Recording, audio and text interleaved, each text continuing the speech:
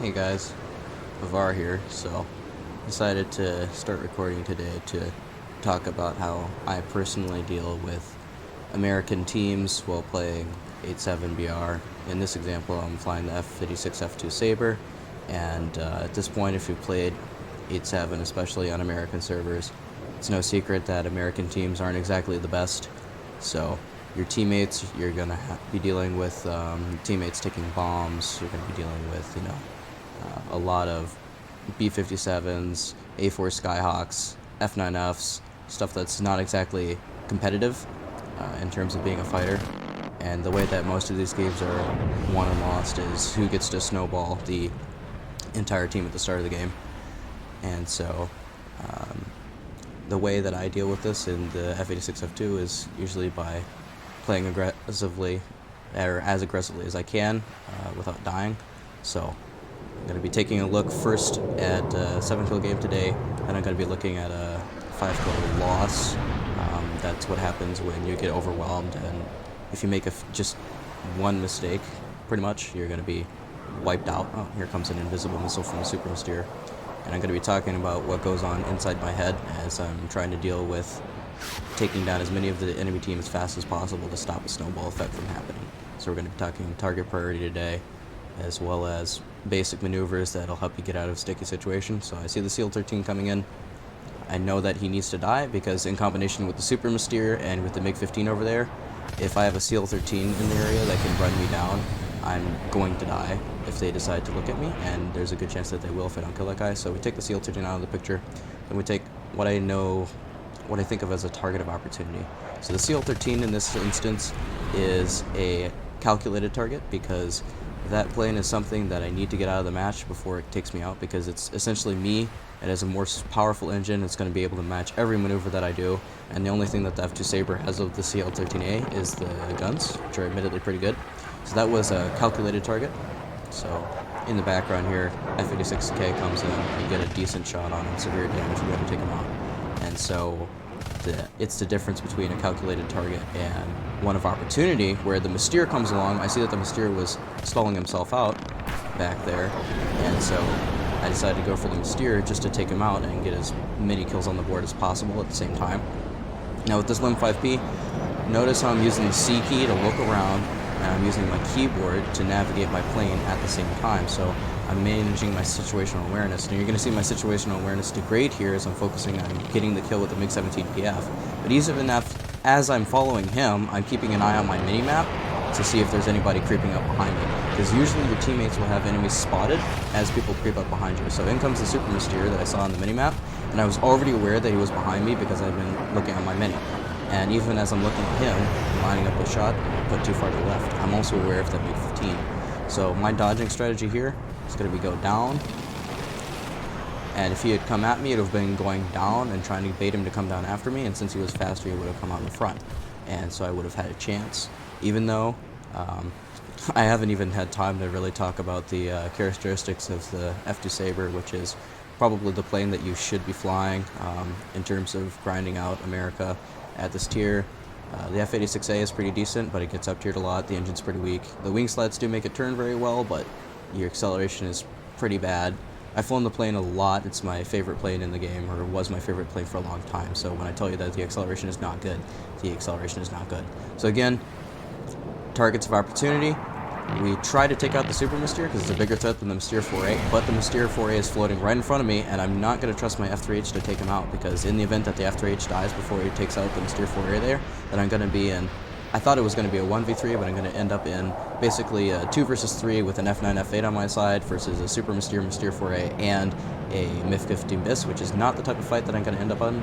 And Super Mystere ends up making a mistake, and he ends up getting slow in front of me. So the thing about the Super Mystere there, he made a fairly large mistake by committing too hard to the fight, because the acceleration on that thing, if the 3 people there had run basically trains on myself, the F9, F8, and the F3H there, the F3H loses a ton of energy, even more than the Super Mystere as far as I know, then they would have won, because they would have been able to just sit above us and we would not have been able to escape.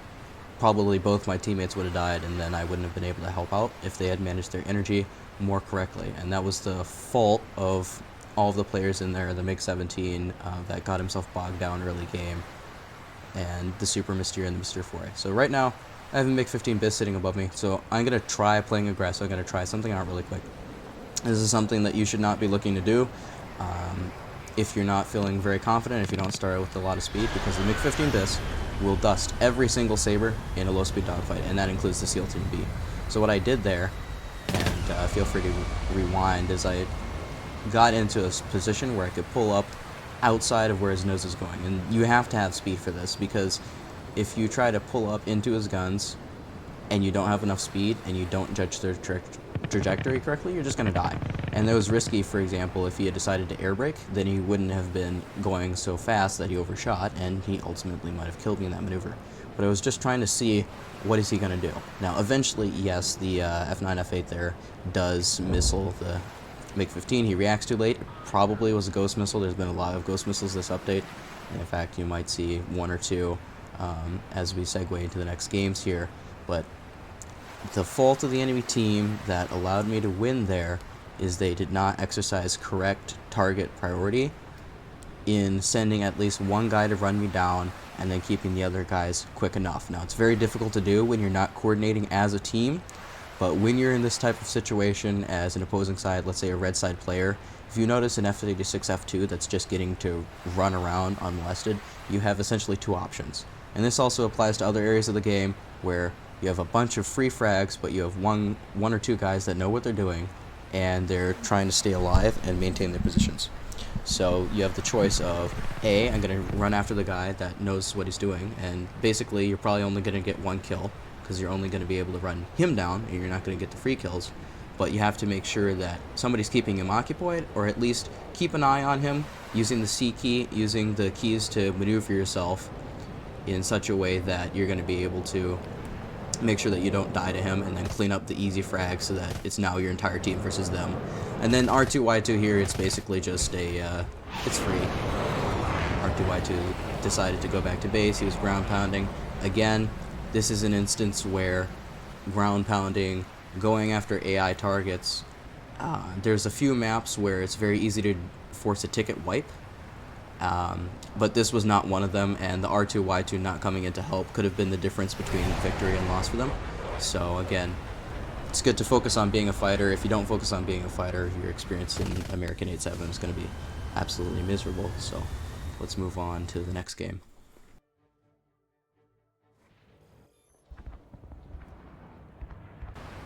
Alright, so here we are with the next game. I said that I was going to show a 5k loss, and this is what that's going to be. So at the start of the game, I ended up looking at my team list. I saw that I was up against Israel in this game. I saw that it was a 9.3 game, and I'm ending up to be very worried about IET showing up. And here one comes, just to prove the point.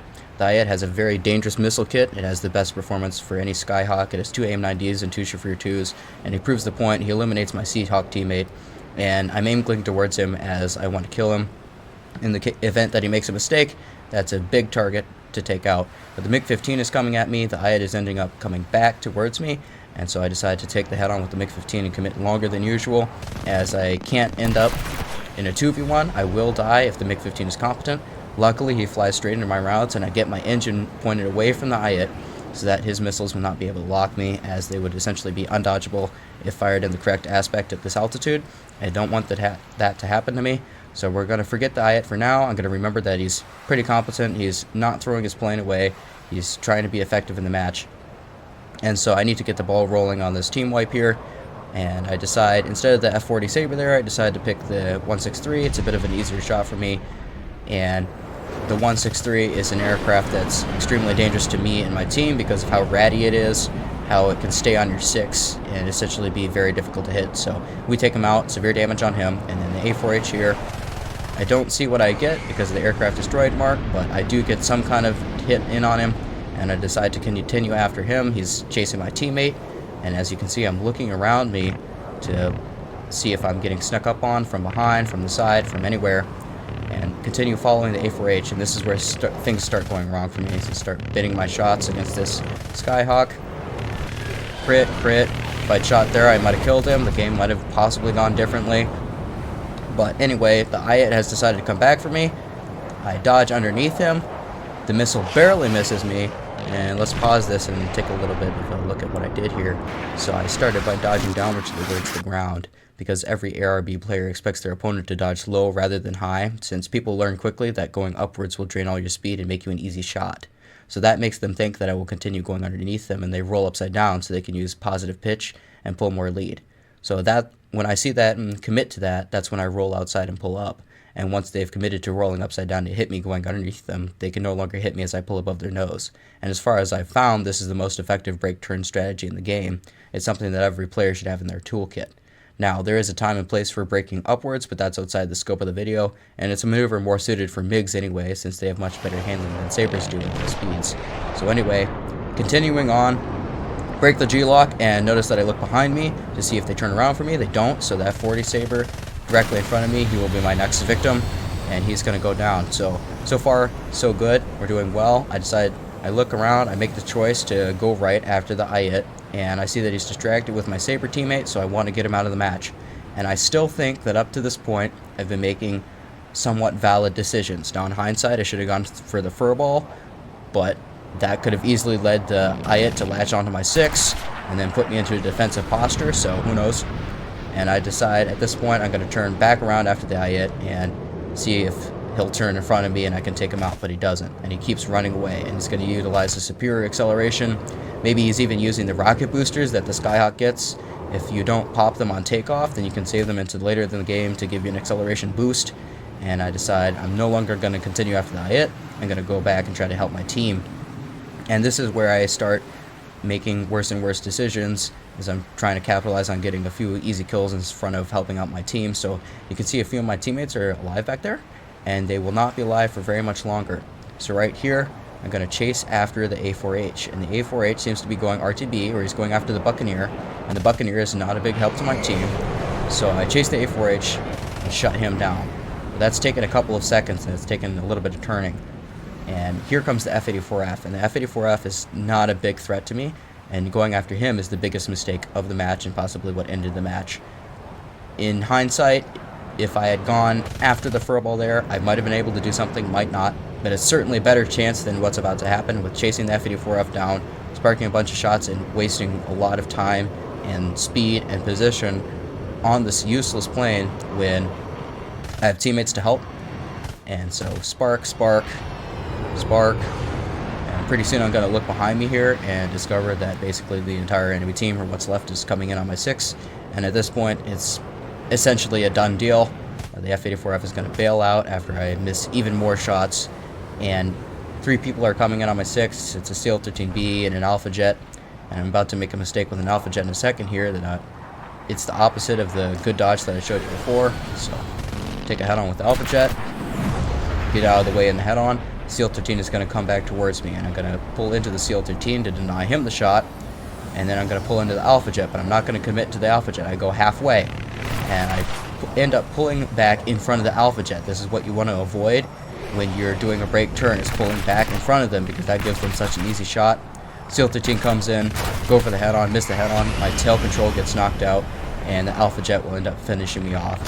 So that's an example of can't get greedy. You can't afford to make any mistakes in your plays, because when you're playing solo, you will get screwed over by the tiniest mess up.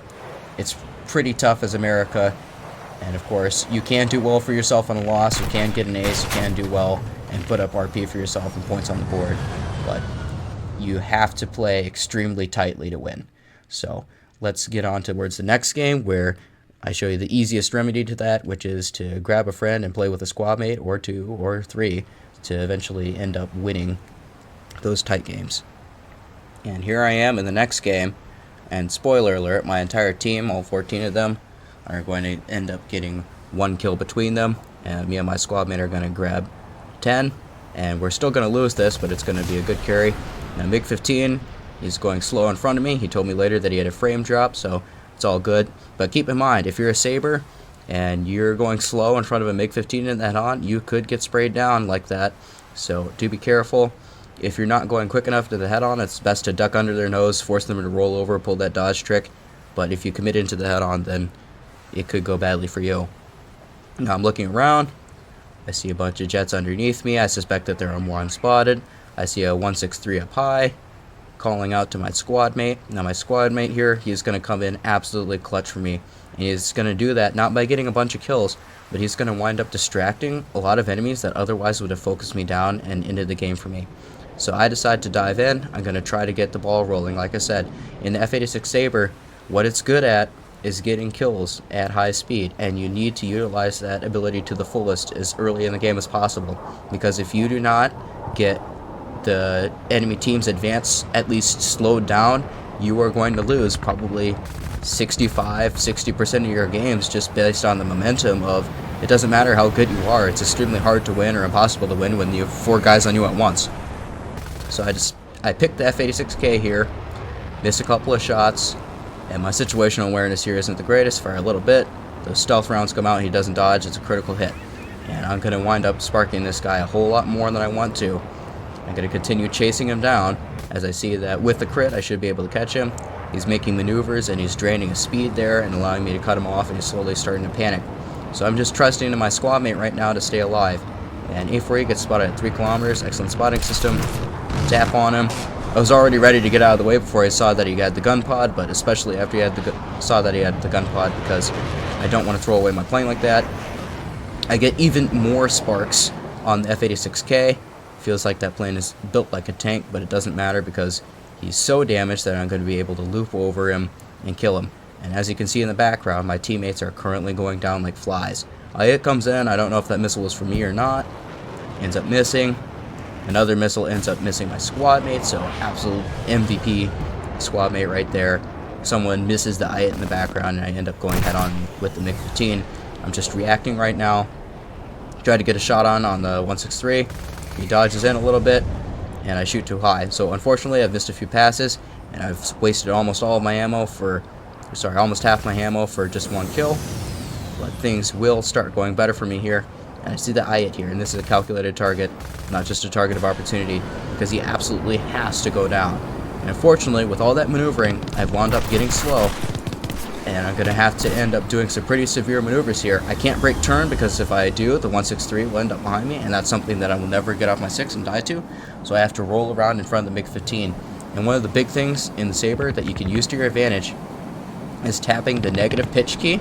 As you can see here, the screen is turning red instead of black, because I'm negative G, as you can see the -5, -4G, and that changes in my direction very suddenly in a very unpredictable way.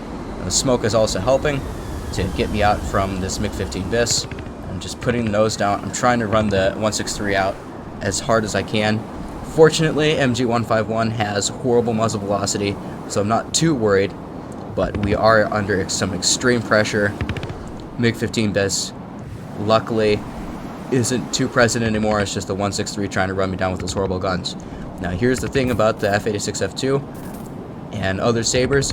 There is no other plane series at this BR that is better at delivering offense under pressure. Can you think of a different plane that would be able to keep up the speed, keep up your decent energy retention, defend yourself, and at the same time be able to deliver a couple of kills against unaware players like that? It's why the F-86F-2 and also the MiG-17 and the LM-5P, these are the gold standard planes at 8.7 BR. They're the bar that everything else is measured against. So anyway, my squad mate comes in. He's going to end up distracting the guys behind me. I decide not to sacrifice my plane and head on with an A4E that will probably commit to me suicidally, and the other guys behind me are going to be diverted by China Rican. He's going to take the pressure off of me. I end up turning in front of the Alpha Jet, but it doesn't end up being that bad. Again, the A4E coming head on with me, and I do not want to get involved with that. And the A4 Skyhawk, again, is going to be distracted by the absolute GOAT, China Rican back there, who has taken out the 163 somehow while I wasn't looking, and I'm now free to engage all of the guys that are going after him, because he's managed to maintain his speed and he's getting away from the CL-13B and the Alpha Jet, which gives me freedom to get a double play on this A4E and the Alpha Jet here. So as you can see, I'm switching targets. As soon as I get the A4E down, I look over and I'm in position to take out the Alpha Jet. So you need to build a map in your head. You need to have spatial awareness of where you are, where your enemies are, and where your teammates are. And I'm going to go over to help my squad mate, since the CL-13B is a large threat that will out-dogfight the F-2 Sabre. You get a lucky critical hit on him, and that is the main verbal action and done over with. So he heads into the ground. But look at the ticket bar, unfortunately. The ticket bar is going to creep down. Even though I've taken out the guys that have taken out our tickets, our ticket bar is going to slowly deplete over the rest of the game. So I started telling him someone needs to go ground pound. Unfortunately, I don't really have enough teammates to go ground pound, and I don't have enough ammunition to do it myself. So the F-104 is going to come in and try to help here. Our squad has taken out 9 people, and the rest of our team back there, this is right after the F-117 came out, so our team is full of useless F-117s, and I decide I'm going to make a risky play. It's kind of suicidal. Then I'm going to lower my throttle to reduce my fuel consumption, and I'm going to climb a little bit, which is also going to reduce my fuel consumption since these jet engines burn fuel at a slower rate at higher altitudes. And we're going to try to go towards the enemy base, and we're going to try to make a high-risk play, try and take out these last 3 guys right before the end of the match and try and win it, because I know that I'm never going to win it on tickets. And here comes the Su-7. He's taking a path that I know I'm probably not going to be able to intercept that guy, so I'm going to decide to continue on for the guy that's blind hunted right now, to hopefully try and take out that Lim 5P, and then hopefully we can make a miracle happen. But the ticket system, and this is why the storm warning changes to the tickets are such a big deal, where they no longer automatically bleed out by themselves. Of course, my teammates aren't a big help either as the F-117 goes down, but we're going to go after this Lim 5P. He's just taken off, he's full of fuel, and I have 50 rounds left, so it should be a send-in. Now, unfortunately, it's not, because, well, I do end up binning a bunch of my shots, but thankfully he's going to cooperate and show you how not to dogfight in the Lim 5P versus Saber, so we're going to value his input. And here comes some of the worst shooting that I will ever permit myself to show on this channel. Now, I do use YouTube magic sometimes, but I end up deciding to underlead him completely, and for some reason I just decide to pop out the air brake. Then I decide I'm going to play energy, and like, at this point, I'm thinking, yep, I completely binned it. Look at my squad mate, he's nowhere close. And I think, yeah, I completely screwed this up. Because in a fair world, the Lim 5 should completely win this. There's no way that I should win after binning the shot from this position. I'm going to dodge so that he doesn't have the ability to pull into me, but I'm basically starting to panic. I see the MiG-15 over there. I'm starting to panic even more, because the Lim 5P is hard enough to tackle in the F-2 Saber, but a MiG-15, it's basically over. At these speeds, the F-2 Saber starts essentially falling out of the sky. He flies in front of me, and I miss the shot that would have won it for me. As you can see, as I get a crit in, he is alternating between having his afterburner on and he's having his air brake out, so he's making the same mistake that I did, where he's trying to get slow to get in behind me, but he's also trying to win with energy, and that's just not going to work for him. And that's ultimately what's going to allow me to take the win here. That plus me being on lower fuel and him being on high fuel, having just taken off. So I end up going vertical with him. You can see the tickets bleeding down in the background. I go vertical with him. I've solidified my position. We're going to do a little bit of stall control trickery to take out his wing with the last shot. Fortunately, he goes down, and the MiG-15 did not see me. He was not paying attention. He didn't have battlefield awareness. You need to have battlefield awareness, otherwise I never would have taken out the Lim, and I never would have survived this match, because the MiG-15 would have been on me. Now, fortunately, he ignores me, but as you can see, the tickets are creeping down in the background. They're creeping down, and I am unfortunately going to lose this match on tickets, which is a horrible end to a great game. But I hope that shows a little bit of how I play the F-2 Saber, how you can play the F-2 Saber, and hopefully get good results with an excellent plane that's unfortunately sitting at a BR with some unfortunately bad teams.